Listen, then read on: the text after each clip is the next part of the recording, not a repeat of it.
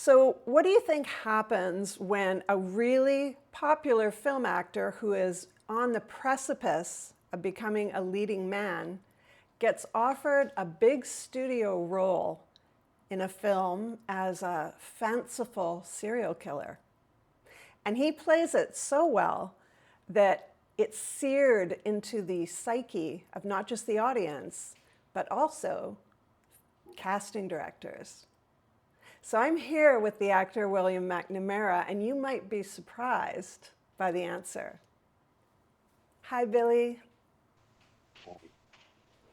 Thank you so much for being here and talking about the film CopyCat. Of course. Yeah, so first of all, I'll say Netflix picked it up last year, added it to the roster. So it's had this huge resurgence of popularity. Yes. Yes, it has. And oddly enough, it had a really good run on Amazon as well, because a lot of people contacted me that said they saw it on Amazon, which I didn't even know it was on Amazon. But Amazon has everything, so I'm not surprised. Yeah, and it's 30 years on, so people are being reintroduced to this movie, and your character became popular again. People were really fascinated by this serial killer. Right. So, and I'll say to people who haven't watched it yet, you might want to watch it before listening to this, just because there might be something given away. Okay, so first of all, you're offered this film, and I think you had some reservations about the character, playing this character. Is that true? Well, yeah, I thought when I met with the director that I was going to be that they were considering me for the detective, the partner to Holly Hunter, that ultimately Dermot Mulroney did. So because I wasn't told why the director wanted to meet me, but I thought the only other male role in this that I could play is the detective, um, who who does get shot during her partner gets killed. And Mm-hmm. so, later on, after I met a couple of times with the director, my agent called and said, "Oh, they want to offer you the movie." I said, "Oh, great! I'm happy to do it." And then I didn't even ask what role because I figured it's got to be the detective, not the serial killer. Um, and so my agent finally told me, "They want you to play the serial killer." I'm like, "What do you mean? Which one? The guy in jail or the no, the guy that's stalking Sigourney Weaver?" And I was like, wow, I mean, I don't think I could play that. That's not my thing. I don't, and that's the funny thing. I think it was in that Yahoo, I sent you the Yahoo story. The reporter did a lot of homework. And so the thing was in LA, I started out my career in Stealing Home, big Warner Brothers movie opposite Jodie Foster. And I'm the boy next door, the Mm-hmm. baseball player, the nice boy, all that kind of stuff. A very soft guy. So that was kind of my pigeonhole in Los Angeles. Those are the kind of roles I got. Um, for example, like the movie I got with Bette Midler in Stella. There's two boyfriends. There's the evil boyfriend that Stella doesn't want her daughter to hang out with, and that was played by Ben Stiller. He was fantastic. And then there's this nice, super nice boy, me. So those are the kind of roles I played. So that's what I was, and there were times when I wanted to play an edgier role, and the casting director would tell my agent, "That's not Billy. He's just too soft. He's the boy next door. That's not the right role for Billy." So I believed that. I was told that. I believed it. That's just how Hollywood works. And this director, um, super ahead of his time, John Emile, very successful British director. He did a great BBC show called The Singing Detective. I highly recommend people watch it. It's fantastic. I'm sure it's on Amazon or somewhere. And so they said they want you to play the serial, and I just didn't think I could do it. But it's a big studio movie, Warner Brothers, and Sigourney Weaver, Holly Hunter. And at the time, I wasn't a huge star, so I don't have the luxury of getting like lots of offers. And so I just figured, well, I have to do this. This is an opportunity to work with these people. And maybe I was dumb, I don't know, But I said, okay, I'll do it. But is that common for a studio to say, yeah, we're going to give you a role and you're not sure what role you're actually getting? Is that commonplace? Well, for whatever reason, the director just didn't talk about it. He's an interesting director. He doesn't really audition people. It's more of an interview with him. And the second time we did the interview, the casting director, Billy Hopkins, just taped the interview, taped me, not the director. And so I guess the director's looking for something that's the, by the way, that's the sign of a very confident director. That's the sign of an auteur. That's the sign of a real director. That's what real directors do. They don't worry about auditioning. They don't need to, because they're going to work with that person. And they Right. want to see if that person is workable with them, And because the director is a maestro, is a master. they must have wanted you. He wanted you. Yeah, they did. So fast forward to you taking the role, filming, and I think you worked with some pretty illustrious people in preparation for the role too. Can you talk about that a little bit? Yeah, because I was very nervous about playing the role, I went to extremes, and I hunted down two of the world's foremost experts in serial killers.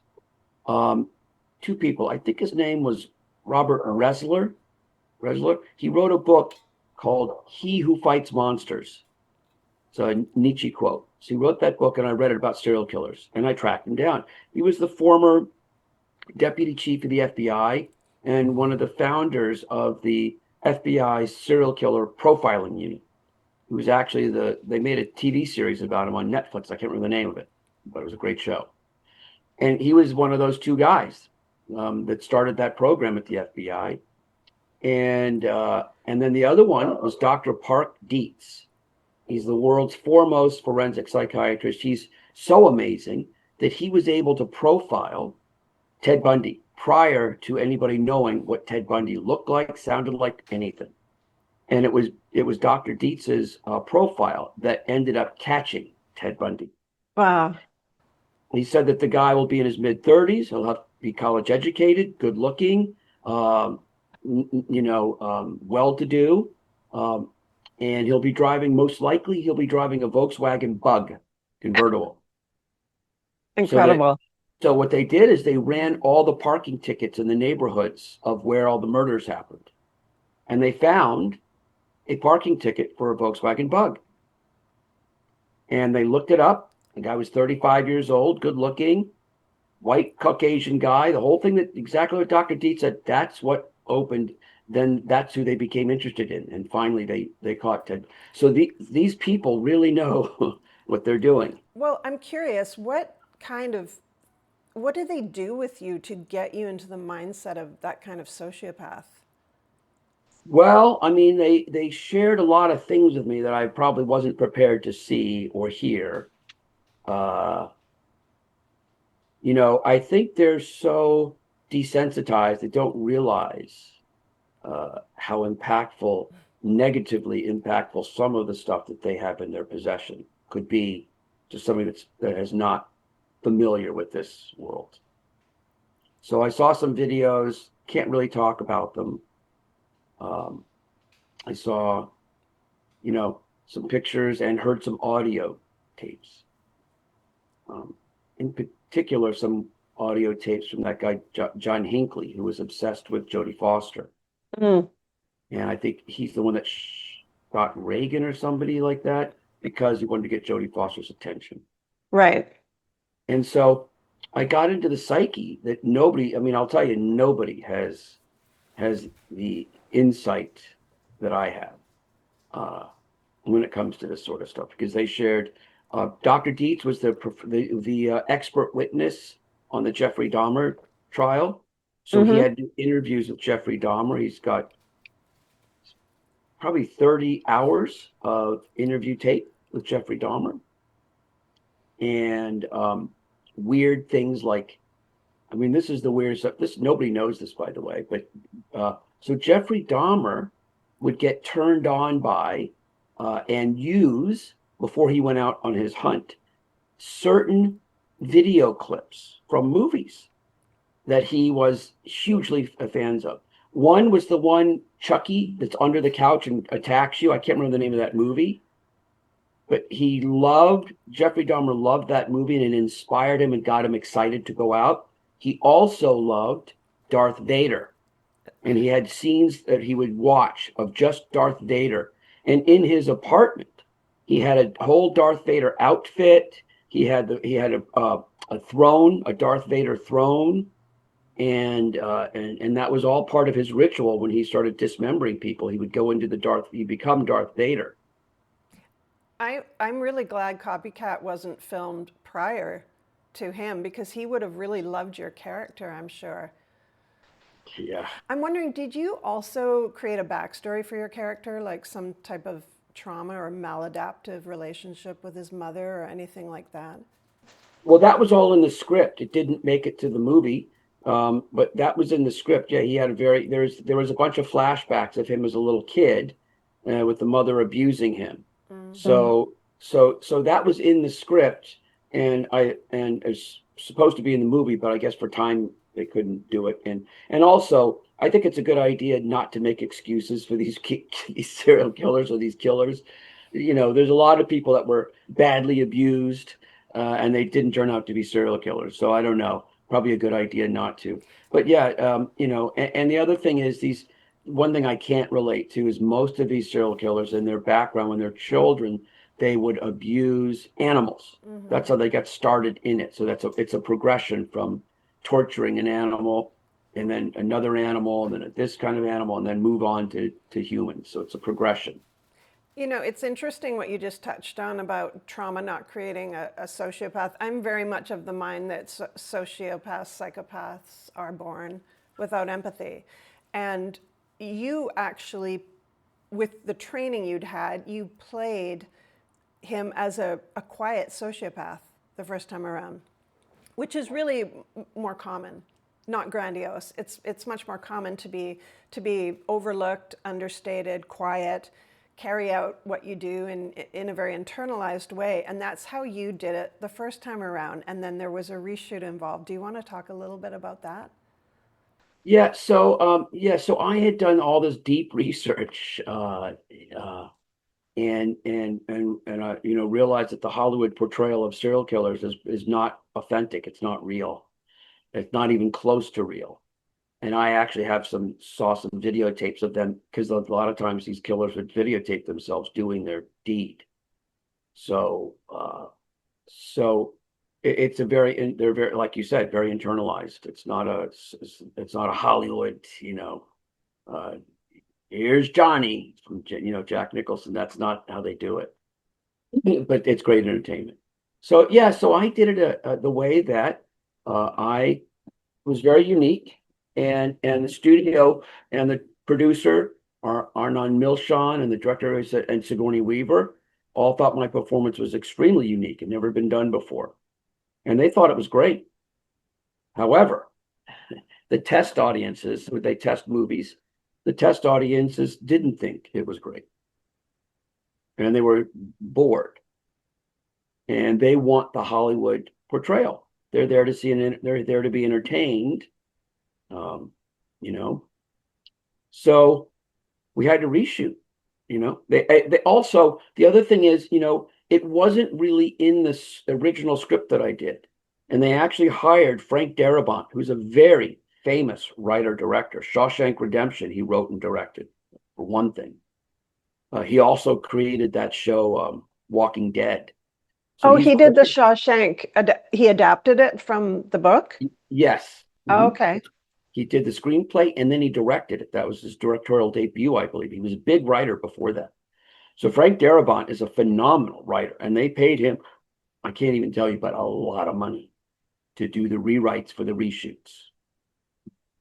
And so when you get a guy like that, so that helped a lot.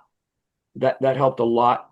Um, and it helped me a lot do what they wanted me to do, which was play a more Hollywood serial killer type guy.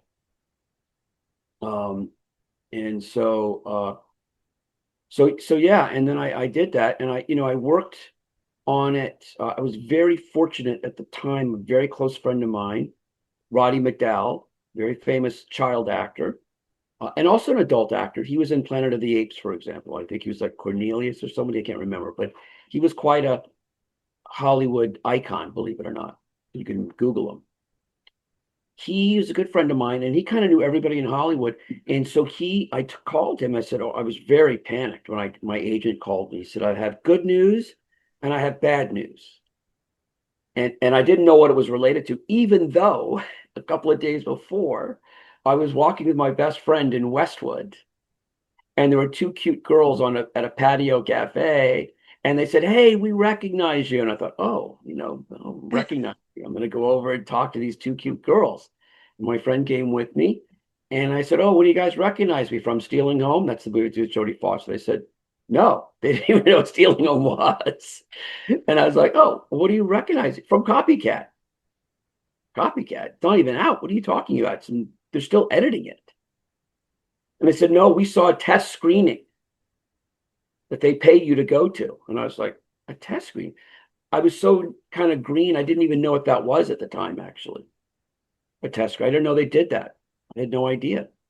And so I'm like, I said, "Oh, wow. What does that mean?" So, well, they get the audience together, and then they pay you, and then you stay afterwards and you answer all these questions, and you have to write, they give you a questionnaire and you fill it out.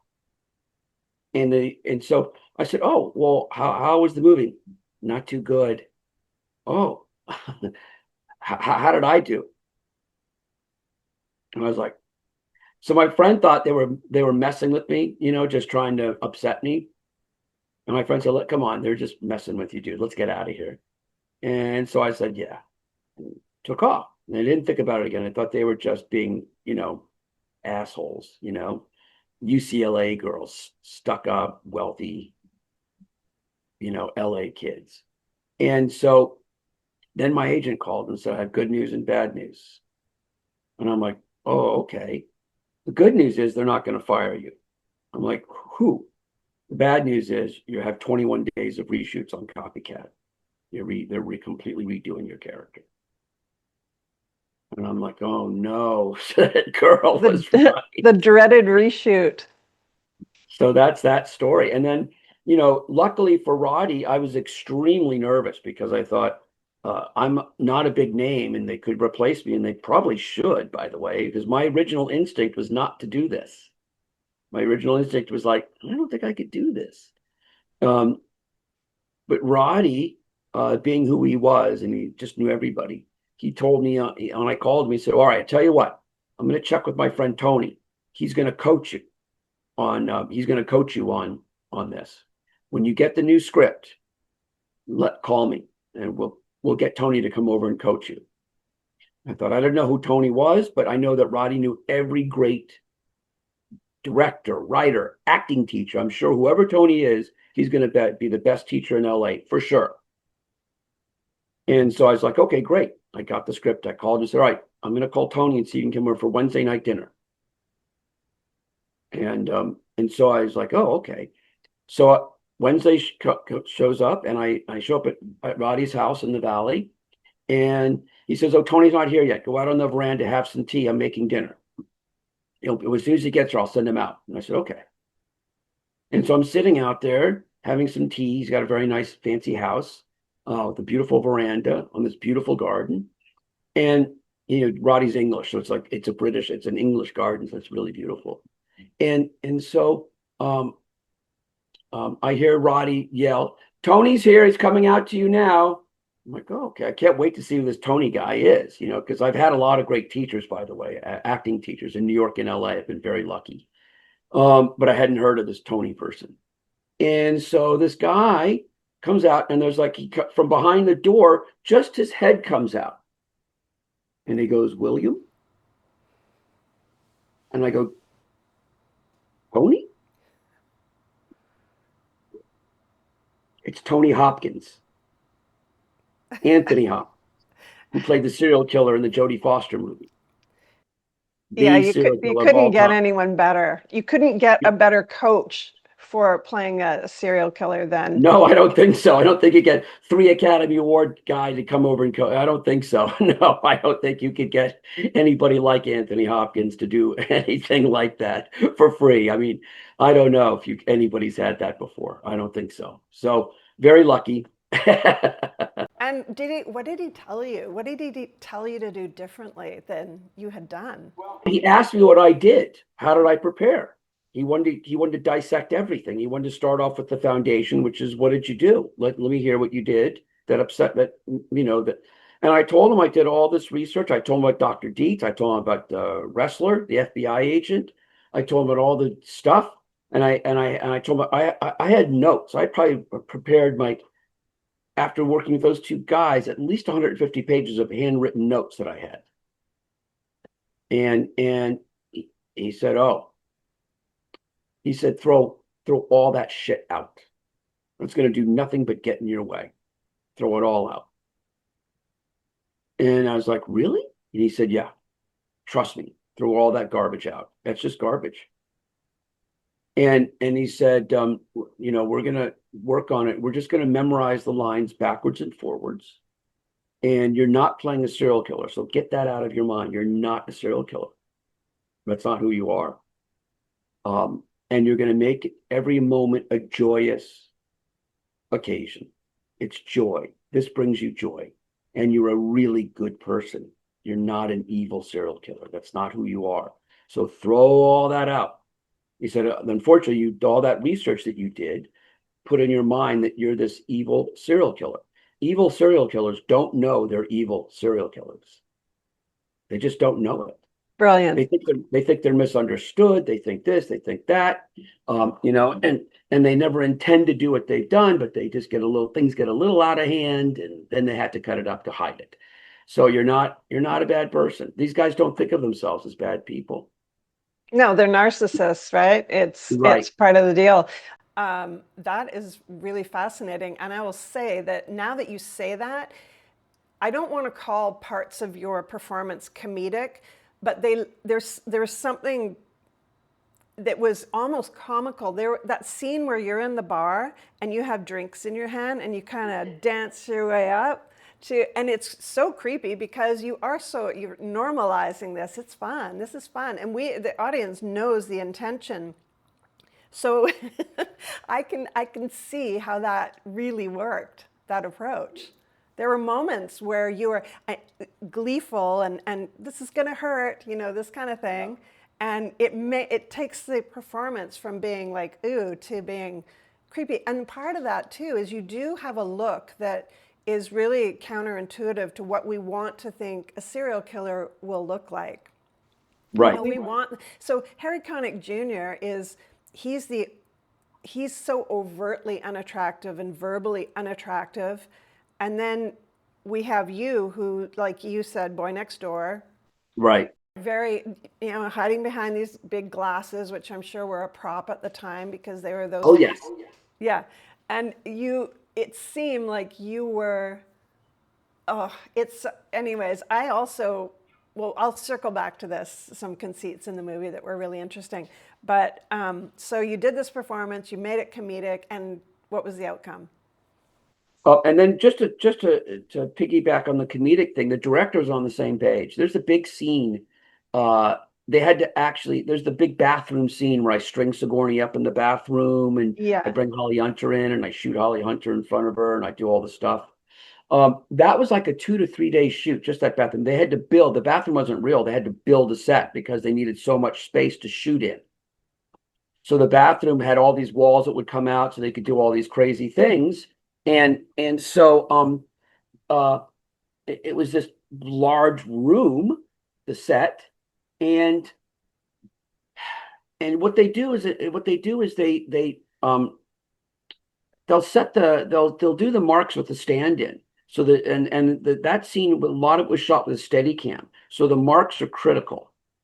So when I came in, they said, "All right, Billy, you're up. We've run through everything. We've got everything. We'll show you what we're going to do." I came in there was tons of marks on the floor. And I'm like, oh my God, what's going on here? Because the Steadicam is going to move with me. And they want me to hit all these marks perfectly. and you can't look down either. So it was daunting. That was the first issue that I had. And so as I walk in there, the director says, don't worry about the marks, but I want to give you a piece of advice here. Think of this as a half-hour sitcom. So in sitcoms, there's a lot of marks, same thing. And each mark is your punchline for the joke. Just like just like a half-hour sitcom, one of these half-hour sitcoms, these goofy, uh, all those little, I can't remember the names of the ones from the 70s and 80s, just the stupid sitcoms. And you're going to hit your mark, you're going to say your line, and that's your punchline. You go to the next mark, the next punchline. And that's going to be the pace. So we're not doing a drama. We're not doing a thriller. We're not doing that. We're doing a sitcom. This scene in this bathroom is a sitcom. And I was like, wow, okay. Kind of the same thing that Anthony Hopkins said, both British, by the way. And I thought, I've never heard of this kind of direction. But okay, if you want a sitcom, you don't want a thriller. Okay, what am I have to do what I'm told. And so that also took a lot of pressure off, because I wasn't trying to be evil in every shot. I was just trying to be to do, being funny with Sigourney Weaver, performing for her in a sitcom type way. So that was phenomenal. And so anyway, the movie did well as far as like a lot of people saw it. And what happened was not great. Two things happened. So one thing happened where I was kind of I wanted to be a leading man, and the boy next door is kind of the leading, that's the kind of the route for the leading man. And so all of a sudden, my agent started getting pushback when they were putting me up for leading men. I was getting those opportunities because I was, in the 90s, I was pretty well known, and people thought I was a good actor. I was good looking. So they thought, yeah, this guy's a leading man. So that's what my agent thought. That's what I thought. And that's what I was hoping to do. And so got a lot of pushback from cast directors. For years, cast directors said, no, Billy's a boy next door. He's not edgy for these edgy roles. It's not for him. He's not edgy. He's too soft, they kept saying. He's soft. And then my agent, after CopyCat came out, the cast director started saying, he's just too hard. He's too edgy. He's too dark. Too dark. We can't have a leading man who's dark. Billy's too dark. I was like, wait, what? For 10 years, I'm too soft. Now I'm too hard. It's crazy. And then you had some situations with women too that were really interesting to me. Yeah, because this is like real world stuff about the subconscious mind. And in my work, I'm always talking about this kind of stuff. But I think this example that you had about after playing this character, what was happening when you would meet someone. Can you get into that a little bit? Yeah, I'm a single guy, Hollywood actor, so I do pretty well with the ladies in LA. And I meet a girl, ask her on a date, or ask for a phone number, immediately give it to me, and then we go out and have a good time. And that was years I've been doing that. And so all of a sudden, after CopyCat came out, I found that I would get to meet a girl, we'd hang out, and we would talk a little bit. I'd run into, meet them somewhere out in public, and I'd say, this is what a great conversation. I'd like to continue this. I have to get going. Can I get your number? And they'd always say, yes, of course. And all of a sudden, almost every girl, I'd say, oh, this is a great conversation. I'd like to continue this. Can I get your number? And they're like, yeah, of course. I don't know. I'm sorry, but no, I don't think so. And they're like, oh, wow. So weird. Never, I haven't experienced that very much. And it happened more often than not. And it would take them a second too. They'd be, oh yeah, of course. And they would stop and kind of look at me and go, I'm sorry. No, I'm sorry. I don't have a good feeling about you. Wow, such a nice guy. That's so weird. And anyway, I had a great therapist at the time, Dr. Pat Allen, I think I mentioned. You could Google her. Her books are phenomenal. And she used to do a one-woman show because she's also she's a brilliant performer at this place called the Odyssey Theater in West LA. So every Monday night, the theaters are dark on Mondays. So she had this one-woman show. It was about psychology. And so, and I was seeing her quite regularly. And I told her, I said, Pat, I'm having some issues with women. She goes, oh, tell me, what are they? So I told her. And she said, have you ever thought it could be because of the movie CopyCat? And I'm like, what do you mean? No. Why? What do you mean? She said, well, maybe. She said, it's funny, because I saw the movie. You're very good. But in the ads, they have Harry Connick Jr. as the serial killer. And I'm like, yeah, I know. And she said, so even though they watch the movie and you're very good, they still walk away from the movie because they've been programmed from the commercials. That's Harry Connick, it's Harry Connick, it's Harry Connick. Even though you're there, she said it's very possible that they're getting a strange feeling because they don't know why they know you, but they get a bad feeling, and it could be from the movie. I said, I doubt it. That sounds ridiculous to me. She's a genius, by the way, if you look her up. And so, but you know what? I thought to myself, maybe next time this happens, I'll just mention that and see if, but I did not believe it was possible. It just sounds ridiculous to me that they would be subconsciously impacted by CopyCat and not know that this is an actor from the movie. And so it happened again. The girl's like, I'm sorry. No, I don't get a good feeling. I'm sorry. And I said, wait a minute, hold on. Have you seen a movie called CopyCat? And she goes, yeah, it was Sigourney Weaver. I said, yes. Remember the serial killer? Yeah, Harry Connick Jr. No. Yeah, he was. I said, no. Yeah, he's a serial killer, but he's in prison. He is? Yes. He's not the guy that's running around doing the killings. Oh, I think you're right. I know I'm right. That's me. I'm copycatting. He's in prison and he's helping me. And the girl would be like, oh my God. Okay. I thought oh geez. Oh, I just getting a bad vibe. You're so good in that movie. You scared me. That's what and it happened. And I was like, oh my God, Pat Allen was right. And every time I would bring it up, if a girl, they'd be like, oh my God, oh gosh, that's so strange, but you're right. I know who you are now. So yeah. And I it's so wasn't famous interesting. enough at the time. I wasn't a famous actor. If Tom Cruise had played that role, they would know, Yeah. oh, Right. Tom Cruise. Yeah. So a few interesting things. Number one, that is how the subconscious mind works. It is simply there to keep you safe. And it records everything, ever. And so something, red flag thrown up. And what's really interesting about that is they could have met with a guy who simply maybe resembled you, had your mannerisms, tone of voice, and they still probably would have had that reaction to someone totally different just because they were similar to you. But I wanted to say about the movie itself, how it unfolds, subconscious versus conscious. There's this sort of unspoken conceit with thrillers that we are presented with a lot of different characters, and then as an audience, we kind of get to choose who we think it is. But CopyCat doesn't unfold that way. It's very different. So you have this really overt serial killer in Harry Connick Jr., who's physically unattractive, like I said before, verbally unattractive. We're meant to really dislike this man. And then what they do is, in the first scene, you are very fleetingly in one of the frames in the audience. We're not meant to focus on you, but we record you in a subconscious. And then subsequent to that, we don't meet you until you're in a background of another scene. So of course, subconsciously, you're in our subliminal. We've seen you, so you should be a contender for the killer.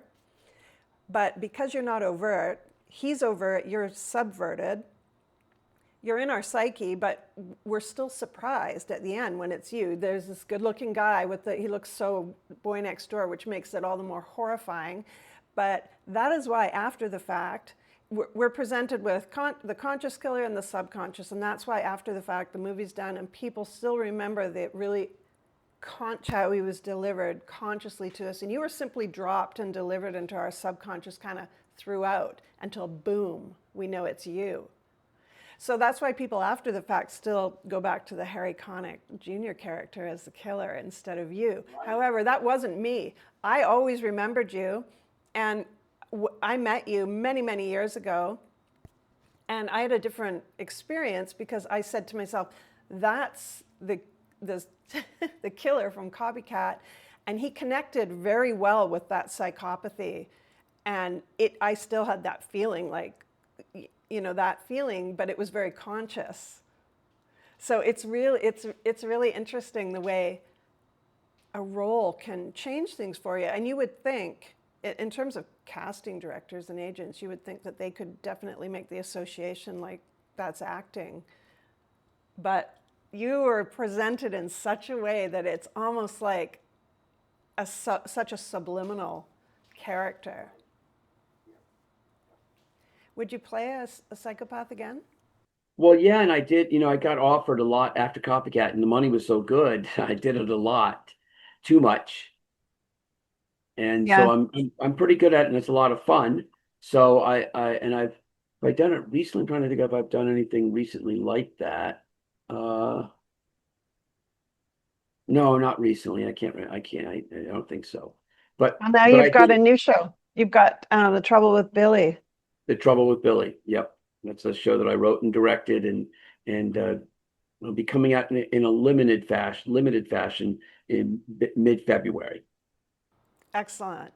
Well, all the best with that, Billy. Thank you so much for today. And everyone, William Mcnamara, he's not a psychopath. He's just a really good actor. Thanks so much, Billy. I really appreciate it. Of course.